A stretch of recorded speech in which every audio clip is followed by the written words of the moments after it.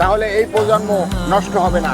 লালন যে কথাগুলো বলছে, আত্মশুদ্ধ যে হয়েছে দিব্য জ্ঞানী সে হয়েছে, লালনের কথা যদি শোনে তাহলে পৃথিবীর মানুষ, অন্যান্য সম্প্রদায় বিশ্বব্যাপী লালনের কারণ, লালন যারা অনুরাগী হবে তাদেরকে ভালোবাসবে, তাদেরকে আলিঙ্গন করবে। লালন সাইজির যে মাজারে যাদেরকে দেখছেন, এরা 10 তলা 20 তলা বাড়ি চায় না।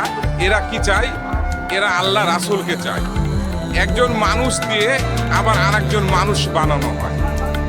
যে মানুষ হয়েছে সেই মানুষের কাছে আপনি যদি যান, সে দুনিয়া দিবে না, সে পরকালের অনন্তকালের জীবন আপনাকে ব্যবস্থা করবে। এটুকু ধন্যবাদ। লালনের গান কেবল সঙ্গীত নয়, এটা এক দর্শন।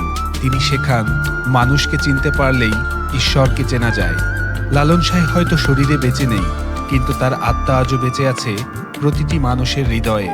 তার গান, তার দর্শন আর ভালোবাসার বাণী ছুঁয়ে থাকে এই মাটির প্রতিটি কণায়। আর সেই টানেই মানুষ বারবার ফিরে আসে ছেউড়িয়ায়, লালনের আলোয় নিজেকে খুঁজে পেতে।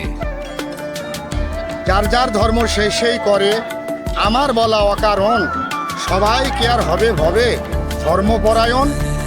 তো উনি যেটা বোঝাতে চাচ্ছেন যে ধর্মটা, যে নিবেদিত প্রাণে ধর্মকে গ্রহণ করবে, ধারণ করবে, সেই ধর্ম রক্ষা করতে পারবে।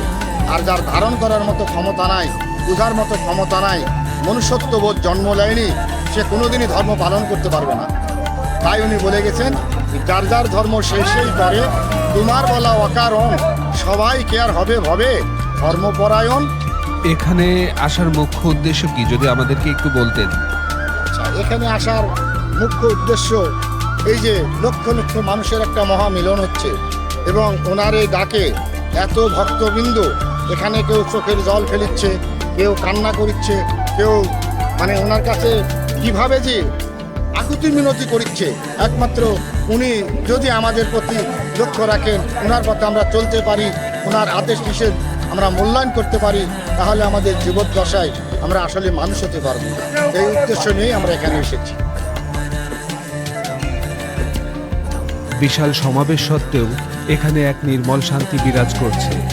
মানুষ সম্মিলিতভাবে প্রেম এবং সহনশীলতার আদর্শ উদযাপন করার সাথে সাথে পার্থক্যগুলো অদৃশ্য হয়ে যায়। ধনী গরিব, তরুণ বৃদ্ধ সকলে বাউল জীবনধারার শক্তিশালী প্রতীকীকরণের মাধ্যমে একত্রিত হয়।